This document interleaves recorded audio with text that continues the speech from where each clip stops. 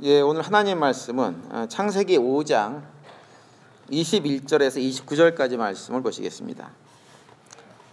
창세기는 성경책 맨 첫 번째 책입니다. 그러니까 찾기가 쉽습니다. 맨 앞으로 가셔가지고 1장, 2장, 3장, 4장, 5장 이렇게 가시면 돼요. 창세기 5장 21절에서 29절까지 말씀을 저랑 한 절씩 교독하시겠습니다. 창세기 5장 21절에서 29절까지 말씀 한 절씩 교독합니다. 에녹은 65세에 무드셀라를 낳았고 무드셀라를 낳은 후 300년을 하나님과 동행하며 자식을 낳았으며 그가 365세를 향수하였더라. 에녹이 하나님과 동행하더니 하나님이 그를 데려가심으로 세상에 있지 아니하였더라.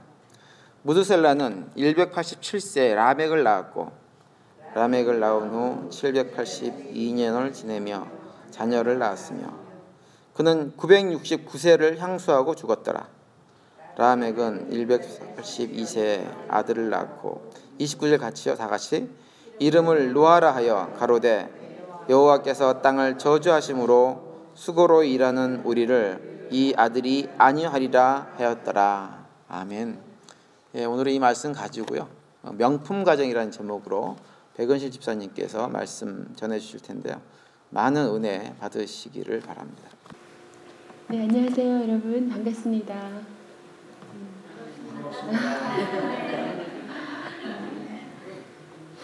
지난 이틀 동안 3일인가요? 여기서 제 목소리가 좀 작아서 제가 들고 하는 게 낫겠습니다. 한 번도 와보지 못한 헌수빌에 제가 와서 너무 귀한 분들을 많이 만났습니다. 아마 평생 잊을 수 없을 것 같아요. 그래서 여러분 한 분 한 분 제가 참 생각할수록 너무 귀한 분들 만나서 반가웠고요. 오늘 저는 이제 말씀 전하고 세미나하고 내일 돌아가는데 언제나 여러분들을 잊지 않겠습니다.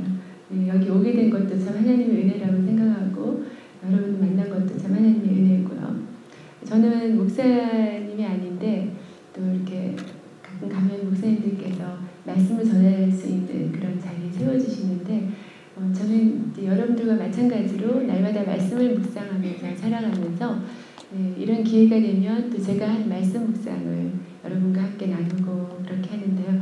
오늘 제가 여러분과 함께 나누고자 하는 말씀은 창세기 말씀이에요. 금방 읽으신 대로 창세기는 잘 아시겠지만 모세가 썼잖아요. 그래서 이스라엘 백성들이 애굽에서 출애굽을 해서 나와서 모세와 함께 이제 그 가나안 땅으로 들어가는 길에 시내산에서 모세가 이 창세기와 모세오경을 썼는데 그때 이 백성들에게 그 모세가 간절히 얘기해주고 싶었던 것은 너희들은 종이 아니고 하나님의 백성인 것을 알려주고 싶었어요. 근데 400여 년 동안 종살이를 했던 백성들은 자신들이 어떤 사람들인지를 이제 잊고 살았어요. 조금만 고생스러우면 차라리 종살이 할 때가 더 낫다. 차라리 애굽에서 내가 종으로 살 때가 더 낫으니까 나를 거기 보내달라. 뭐 이렇게 불평을 하고 그랬어요.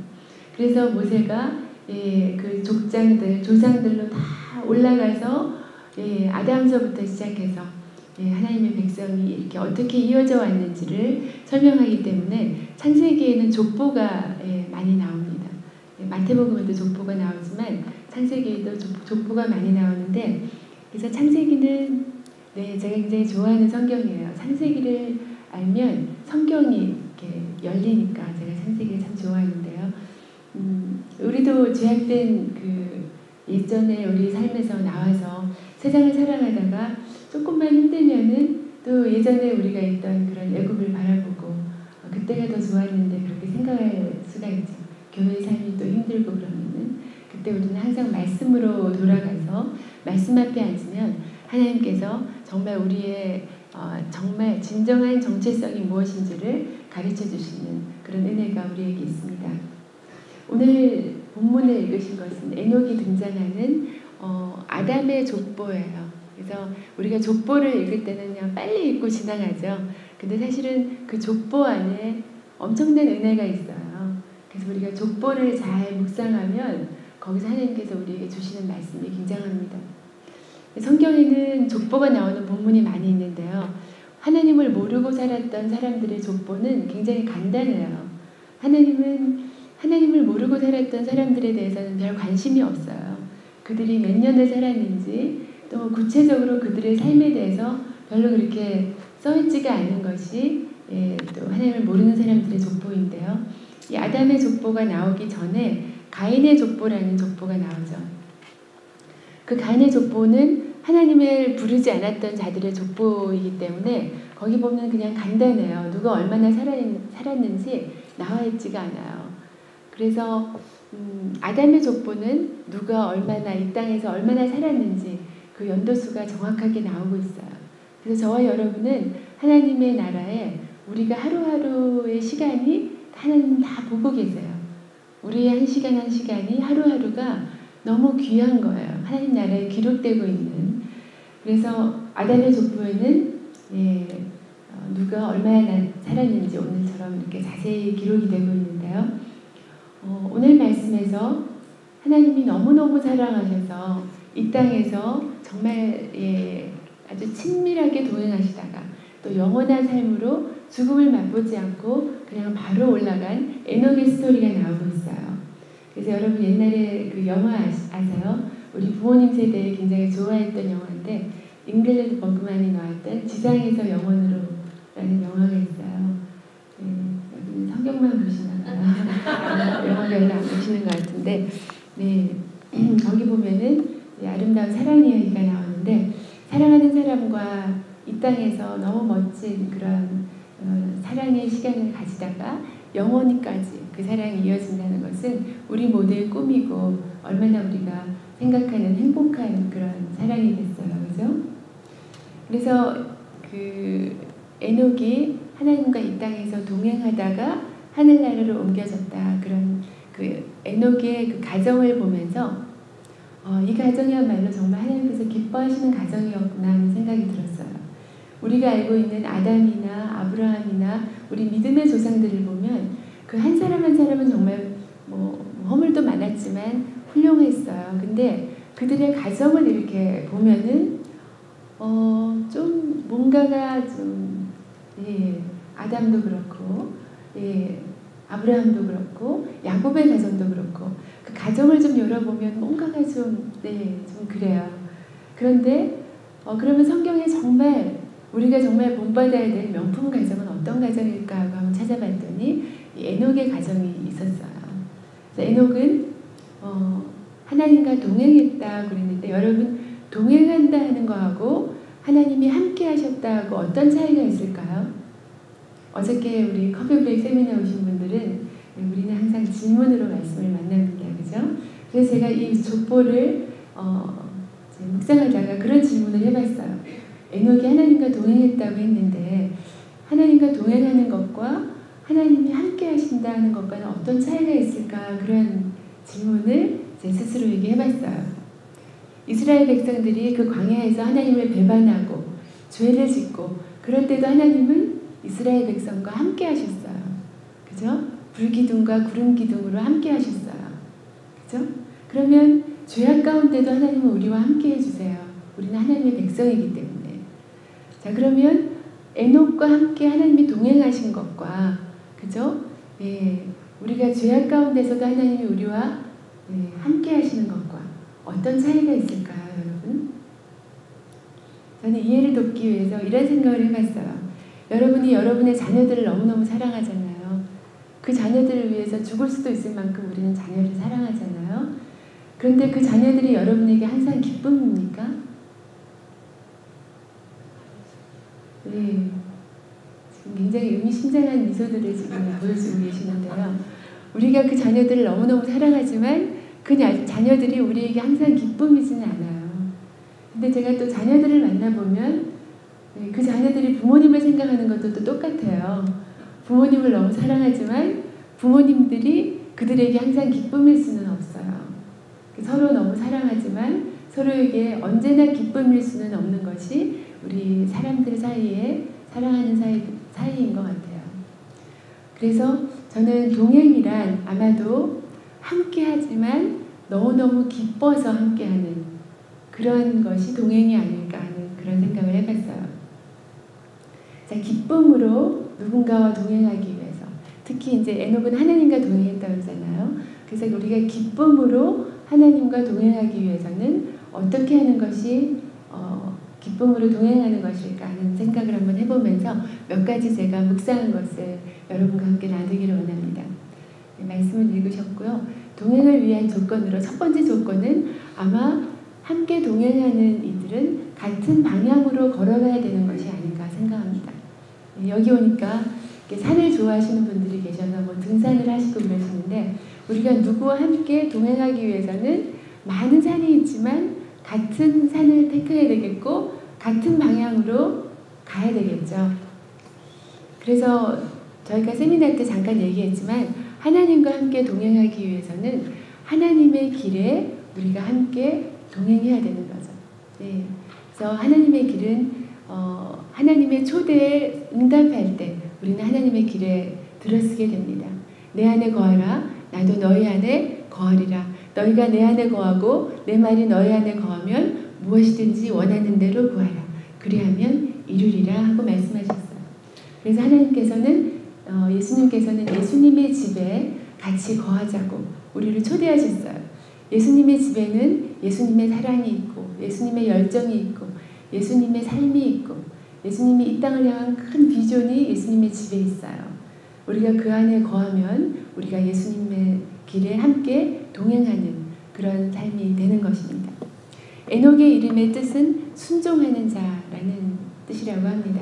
그래서 에녹은 하나님을 너무너무 사랑해서 하나님의 길에 자신의 길을 함께하고 하나님의 마음이 있는 곳에 자신의 마음을 두고 그렇게 하나님이 바라보는 곳을 자신도 바라보면서 그렇게 살아갔던 사람입니다. 자, 우리는 과연 에녹과 같이 하나님의 길에 뛰어들어서 그렇게 살아가는 사람일까요? 저는 예전에 잘못된 기도를 드리고 살았어요. 제가 하나님의 길에 뛰어드는 것이 아니라 하나님 보고 저의 길에 좀 오셔서 저를 도와달라고 그렇게 기도를 했어요. 하나님, 저는 이런 삶을 살고 싶습니다. 이렇게 살아야 되고 이렇게 살아야 되고 하나님께 계속 얘기하면서 하나님 제게 오셔서 저를 도와주시옵소서. 그렇게 기도를 했어요. 그리고 뭔가 하나님의 길에 뛰어드는 것은 좀 두렵다는 생각을 했어요. 그래서 제가 말씀드렸지만 목사님이 되시는 분을 사랑하지 않게 해달라고 간절히 기도했어요. 그러면 목사님의 그 삶에 제가 뛰어들어서 같이 살아야 되니까 그 사모의 삶을 산다는 것이 저는 너무 두려웠어요. 그래서 하나님 보고 저의 길에 오셔서 그냥 저를 잘 도와달라고 날마다 그렇게 기도하면서 살았어요. 여러분 생각해보면 제가 얼마나 어리석은 기도를 드렸는지 모르겠어요. 하나님의 길에 그 하늘과 땅의 권세를 가지신 그분의 길에 제가 뛰어들어서 사는 것이 안전한 길일까요?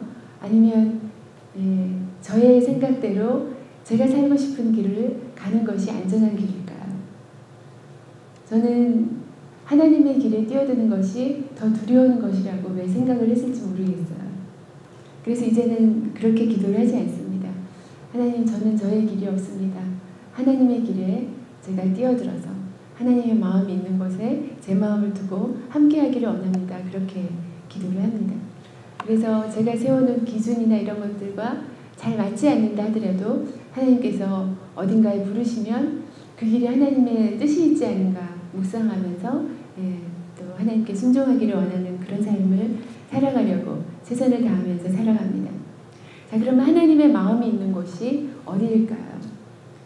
하나님의 마음은 하늘나라에 머물지 않으시고 하나님의 마음이 이 세상에 있습니다. 이 세상에 있고 특히 잃어버린 영혼에게 있고 핍박받는 자, 압제당한 자, 어려움을 당한 자, 그들에게 하나님의 마음이 있는 것을 우리가 성경 전반을 통해서 알게 됩니다. 그리고 영육간의 연약한 자, 우리가 긍휼히 여겨야 하는 그 자들에게 하나님의 마음이 있습니다.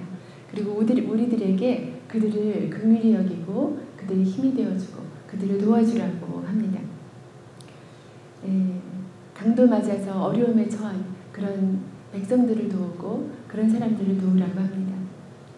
얼마 전에 인터넷에 참 너무 가슴 아픈 사진이 한 장 떴어요. 시리아에서 그 난민으로 도망 나오다가 배가 뒤집혀서 엄마랑 형도 3살짜리 아이도 다 이렇게 죽어서 이렇게 한 바닷가에 3살짜리 아이가 잠자듯이 누워있는 그 사진이 떴어요. 그 사진을 보고 온 유럽에 있는 그런 나라들과 온 세계가 마음이 아파했어요. 그래서 그때까지 주춤하고 있던 많은 나라들이 이제 그 나라의 문을 열어서 시리아 난민들을 지금 받아들이고 있습니다.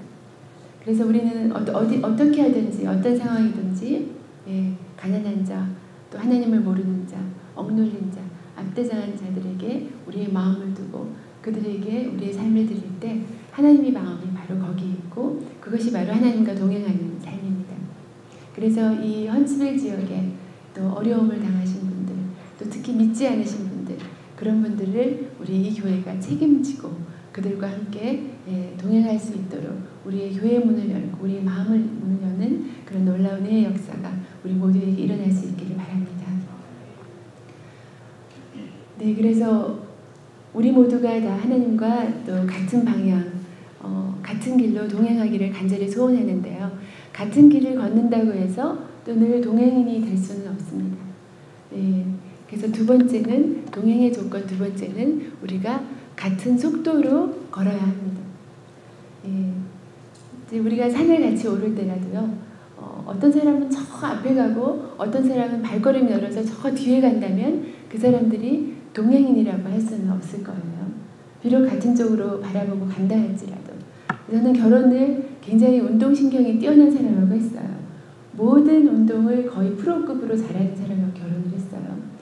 그래서 결혼 중에 어디 손을 잡고 가면 제가 도저히 걸을 수가 없어요. 너무 빨리 걷기 때문에 한참 가다가 제가 손을 놔야 돼요.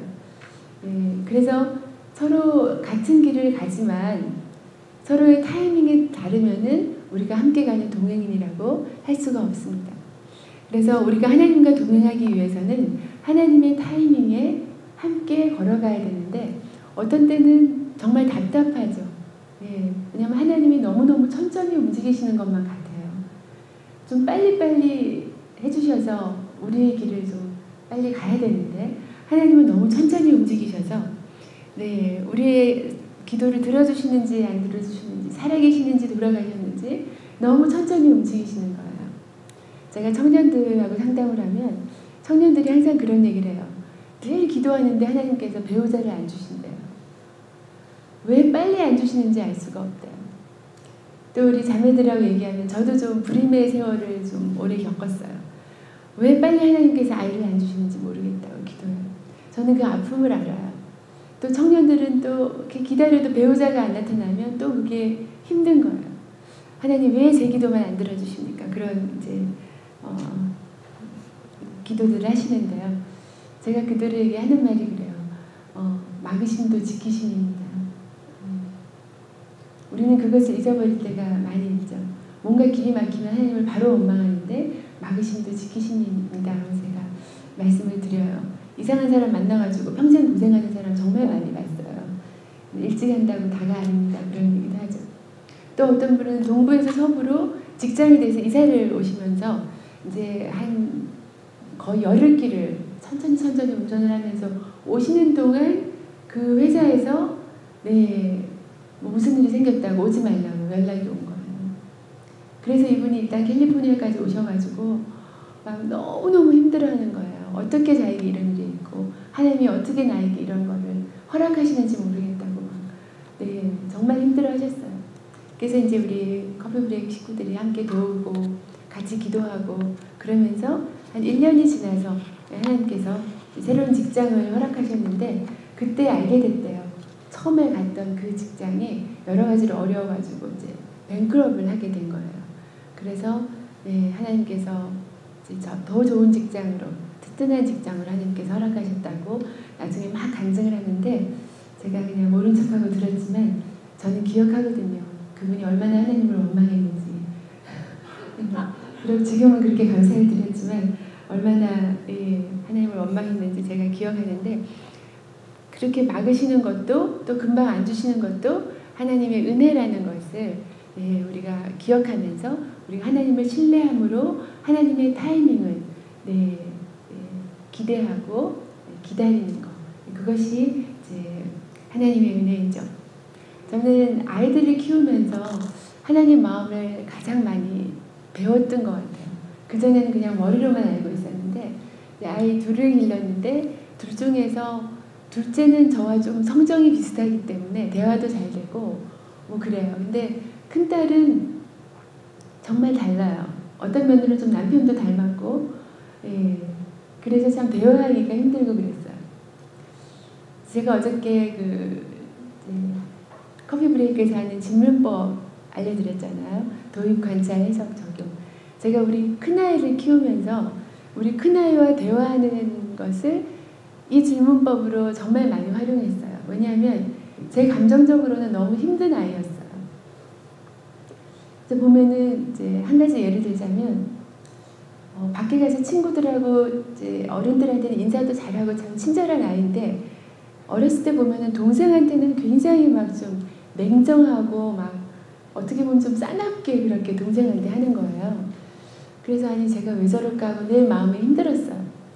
근데 제가 이제 대화법으로 강의도 하고 또 질문 강의도 하고 그러잖아요. 그래서 하루는 기다렸어요. 하나님, 제가 이 아이와 대화를 해야 되는데 이 아이를 판단하는 마음을 제가 좀 없애주시고 이 아이를 사랑하는 마음으로 대화를 할 수 있도록 도와주시고 그런 기도를 드리다가 어느 날 하나님께서 이제 시간도 주시고 기회도 주셔서 에리야, 엄마랑 바다에 갈까? 그랬어요. 불러다가 5분이면 혼낼 거를 제가 그 아이와 그때 6시간을 썼어요.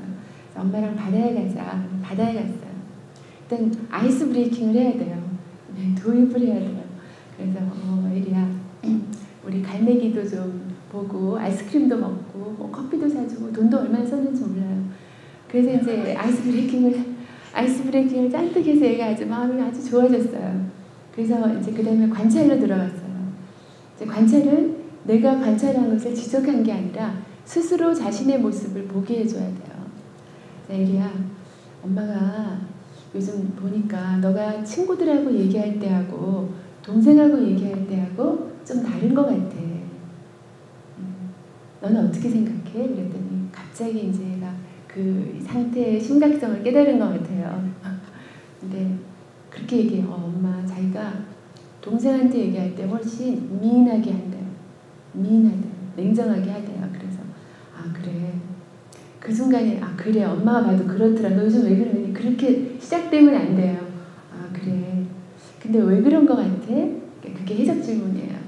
넌 착한 애인데, 이 말이 꼭 중요해요. 넌 착한 애인데 왜 그런 것 같아? 이렇게 물었어요. 그랬더니 이제 고민을 하는 거예요. 자기가 착하다 그러니까 다른 말을 할 수는 없고 막 고민을 하다가 하는 말이 자기가 티네이저이기 때문에 이 호르몬의 영향으로 자꾸 이렇게 감정의 기복이 심하대요, 자기가. 그래서 제가 정말 호르몬의 문제는 갱년기인 엄마가 있지 뭐 이 말을 하고 싶었지만 제가 참았어요. 그래서 그래, 엄마한테만 호르몬의 문제가 있는 줄 알았더니 너한테도 호르몬의 문제가 있었구나. 내가 몰랐다. 그래, 그러면 너가 앞으로 이제 적용에 들어가야 되잖아요. 앞으로 또 동생이 너를 힘들게 해서 너가 호르몬의 그 영향으로 갑자기 화가 나면 그때는 어떻게 하면 좋을까? 그랬더니 뭐 말도 안 되는 얘기를 처음에 하더라고요. 뭐 큐티를 2시간을 해야 되고 그런 얘기해서 참 좋은 생각인데 우리가 좀 파스블한 거, 가능한 그런 생각을 해볼까? 그랬더니 이것저것 얘기를 하다가 너무 탁월한 적용을 생각해냈어요. 우리 에리가. 엄마, 자기 생각에 자기가 동생한테 화가 확 올라오면 바로 말하지 않고 속으로 20까지 쉬겠대요. 20까지 자기가 카운트를 하겠대요. 그리고 나서 얘기를 하겠대요. 그래서 내가 너무너무 너는 탁월한 아이다. 어떻게 그런 적용을 찾아낼 수가 있었니?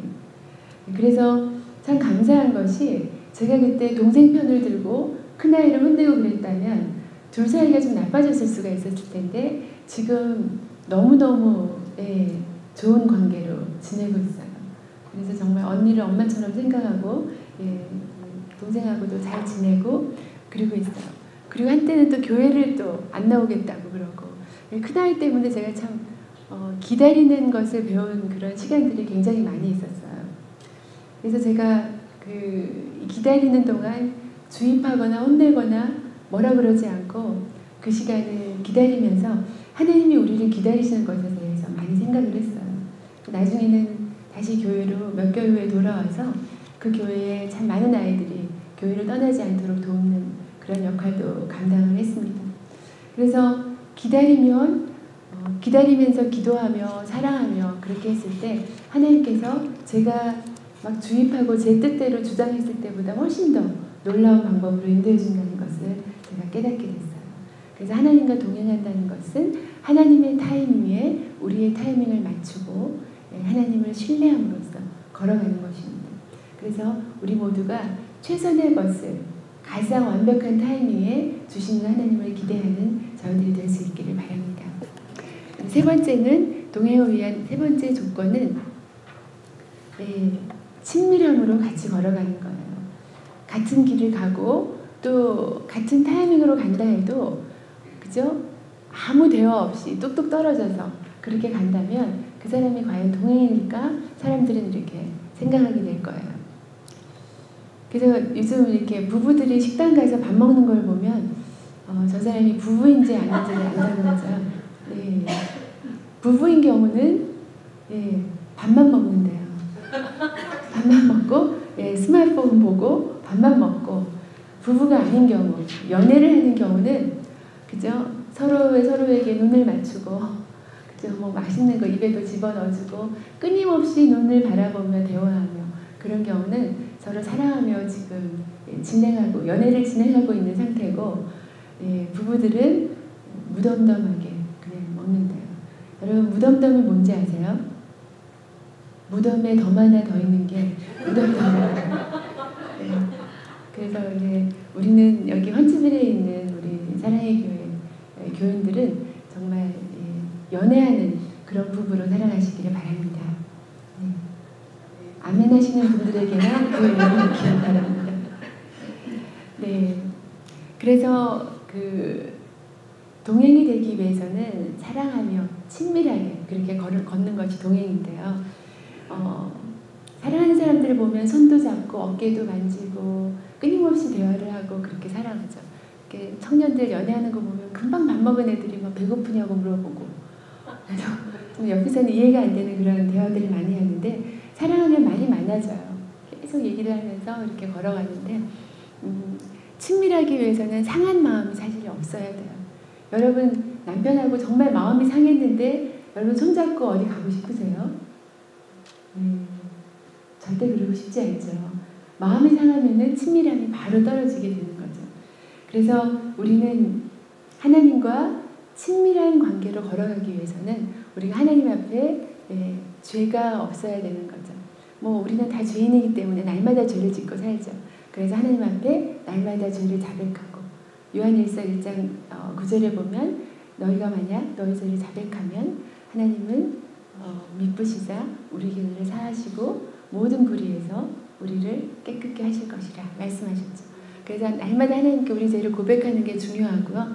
제가 또 느헤미야를 보니까 느헤미야는 자신의 죄뿐만 아니라 그죠? 2대 3대 조상의 죄, 민족의 죄, 자기 나라의 죄까지 마음에 품고 정말 통곡하면서 금식하면서 기도하는 그런 모습을 볼 수가 있었어요.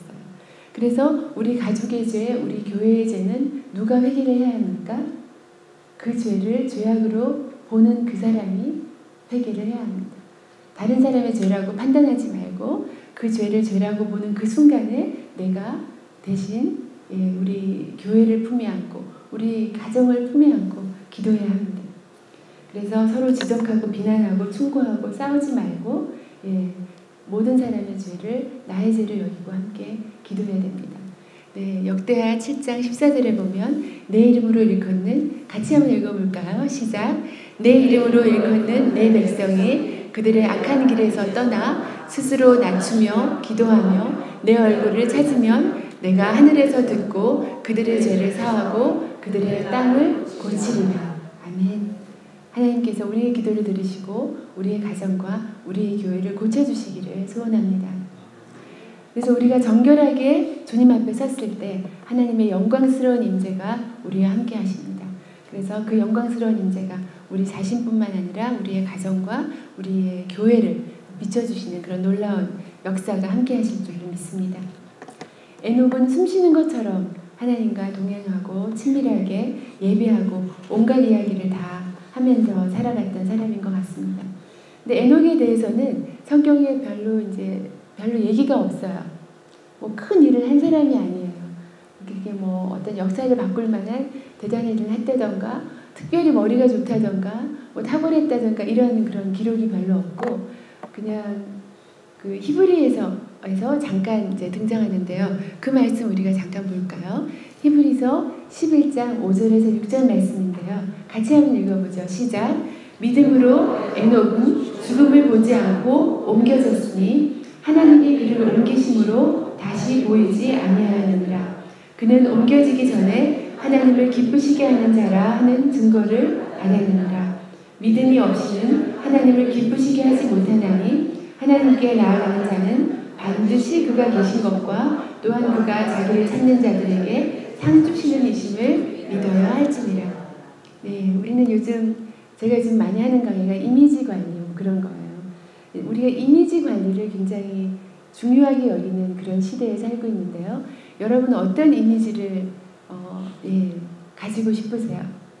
여기 보면은 에녹은 하나님을 기쁘시게 하는 자라는 그런 평판을 얻었던 그런 자였어요.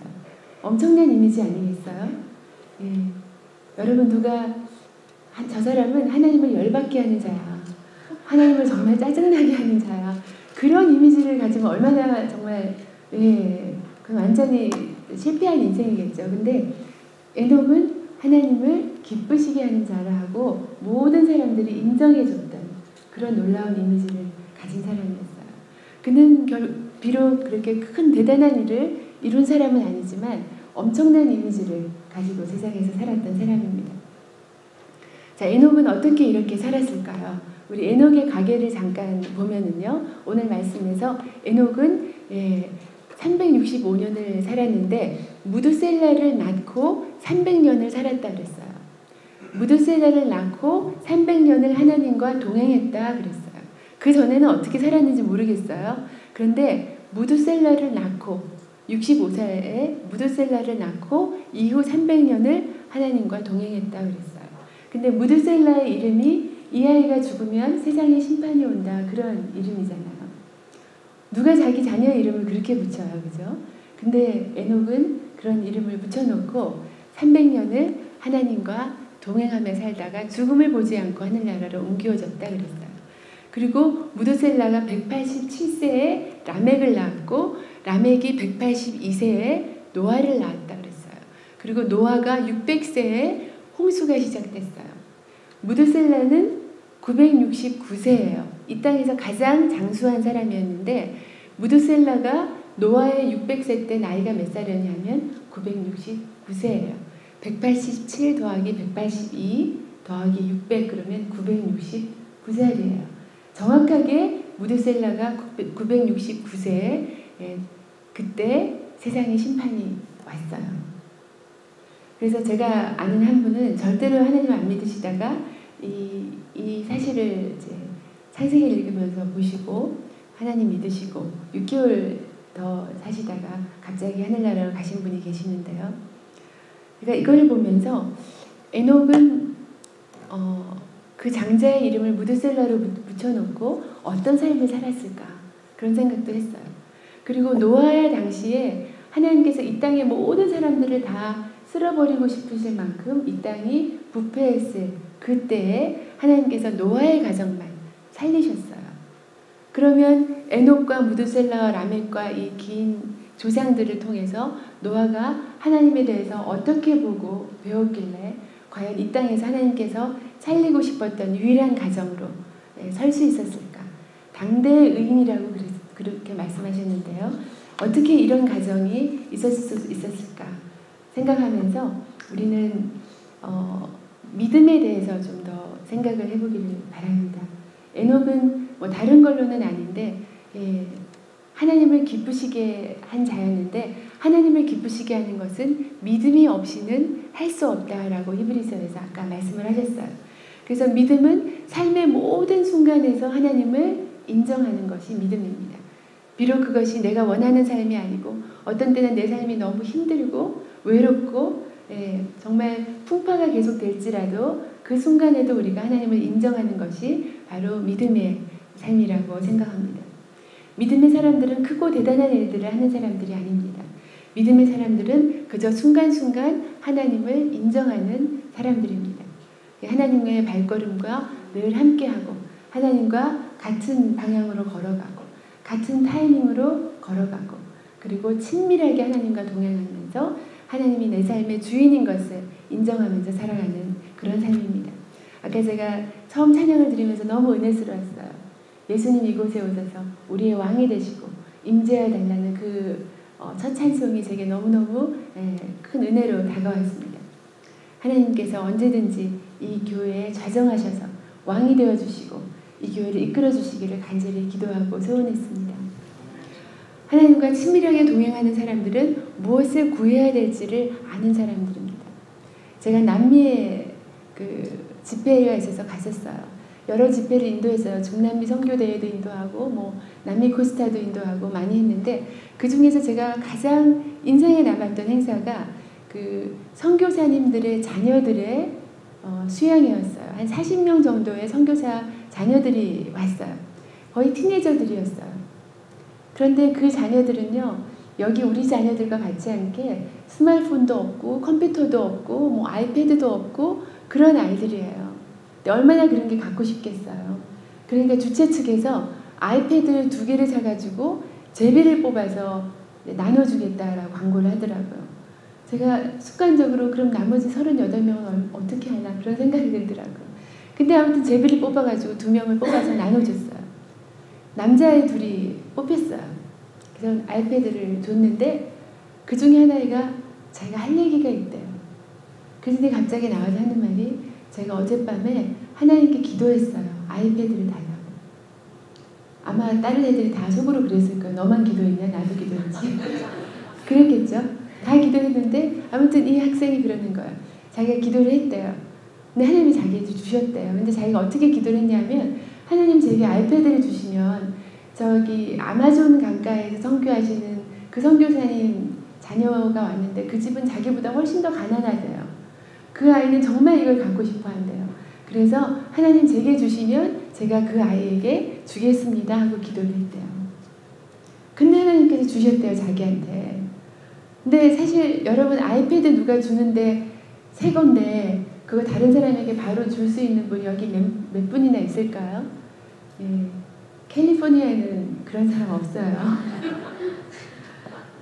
어른도 그러기 힘들어요. 근데 이 학생이 아이패드를 받았는데 너무 좋은 거예요. 그래서 자기가 어저께 하나님께 한 그 기도를 지금 여기 있는 분들하고 쉐어하지 하고 지금 주지 않으면 못 줄 것 같대요. 그래서 그때 이제 얘기를 하고 아마존에 있는 그 선교사님 아이에게 그 아이패드를 줬어요. 제가 너무 감동을 받았어요. 어떻게 이럴 수 있나. 그래서 제가 이제 저를 위해서 기도하는 중보기도 팀들이 있어요. 제가 어디를 가든지 저를 위해서 기도하는 팀들이 있는데 가족들에게 또 중보기도 팀들에게 제가 이 소식을 전했어요. 세상에 이런 일이. 그래서 이런 일이 있다고 제가 전했더니 바로 연락이 왔어요. 몇 사람한테 연락이 왔어요. 그 중에 제 동생 목사님이 제일 먼저 연락이 왔어요. 그 아이패드를 양보한 그 학생에게 제일 좋은 아이패드를 보내겠습니다. 이렇게 연락이 왔어요. 뭐 그런 사람이 한둘이 아니었어요. 그리고 뭐 그 학생은 나중에 간증하러 다니고 아주 완전 출세했어요. 그래서 정말 하나님과 친밀하게 동행하는 사람은 어떤 기도를 드려야 될지 아는 사람이에요. 저는 이 학생이, 이 어린 학생이, 16살짜리 학생이 어떻게 이런 기도를 드릴 수 있었을까요? 아이패드를 주세요 하는 기도는 모두가 40명이 다 드렸을 텐데 이 학생은 하나님이 주시면 제가 그것으로 더 어려운 사람을 돕겠습니다. 이런 기도를 드렸어요. 저는 그 부모님들이 어떤 분들이었을까 생각했어요.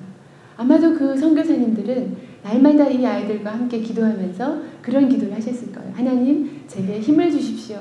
제가 주님 주시는 힘으로 이 사람들을 섬기겠습니다. 제게 사랑을 주십시오. 주님 주시는 사랑으로 이 사람들을 섬기겠습니다. 그 부모님들이 늘 그렇게 기도하는 것을 보고 배운 이 학생, 자기도 그런 기도를 드린 거예요. 아이패드를 주세요. 그 기도를 못하고 하나님이 아이패드 주시면 제가 더 어려운 저 아이에게 아이패드를 주겠다는 그런 기도를 드릴 수 있었지 않았을까요? 우리가 어떻게 기도를 하는가에 따라서 우리의 아이들도 동일한 기도를 드리면서 살아갑니다. 우리는 세상이 읽고 있는 성경입니다.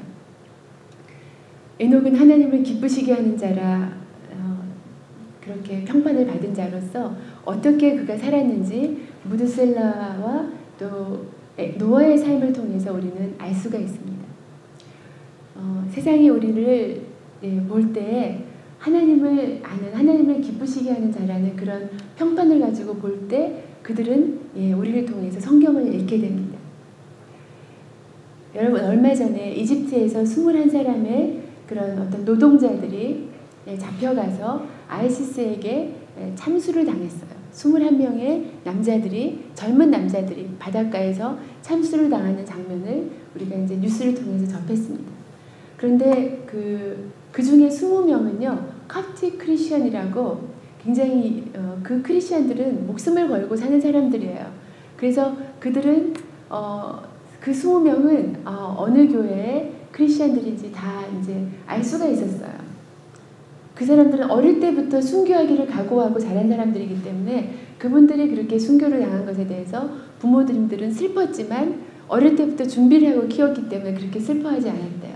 그리고 아이시스들을 다 용서한다고 부모들이 얘기했대요. 예전에 사도 바울도 그들과 같은 자였는데 나중에 하나님께서 귀하게 쓰셨다. 우리는 아이시스를 위해서 기도한다. 그렇게 부모들이 얘기를 하셨대요.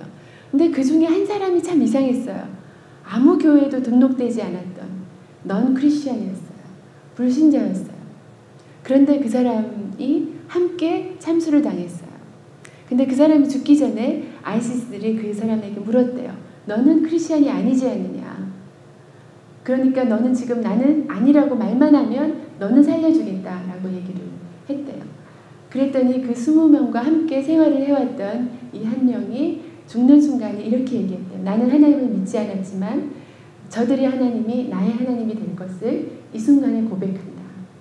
그리고서는 참수를 함께 당했다는 그런 이야기를 뉴스를 통해서 들었습니다.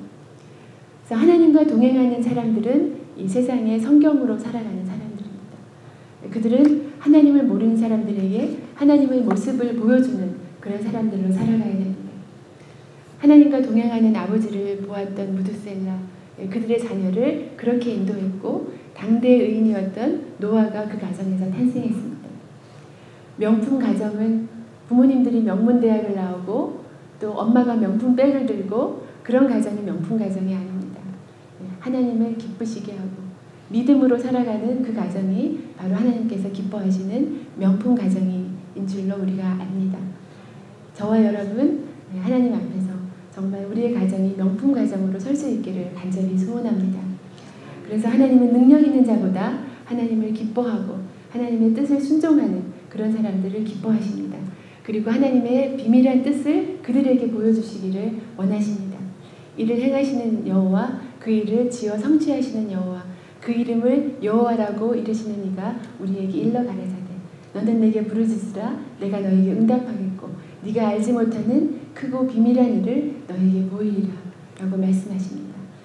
우리가 비록 하나님의 뜻을 알지 못해도 하나님과 친밀하게 동행하면서 하나님 품에 거하면 하나님께서는 하나님의 비밀한 것을 우리에게 보여주시고 우리 교회와 또 우리 가정을 위해서 너무너무 놀라운 축복을 예비하시며 우리의 삶을 인도하실 줄로 믿습니다. 다 그런 삶을 정말 누리시면서 하나님과 함께 동행하시는 그런 명품 가정들로 세워질 수 있기를 간절히 소원합니다. 기도하겠습니다.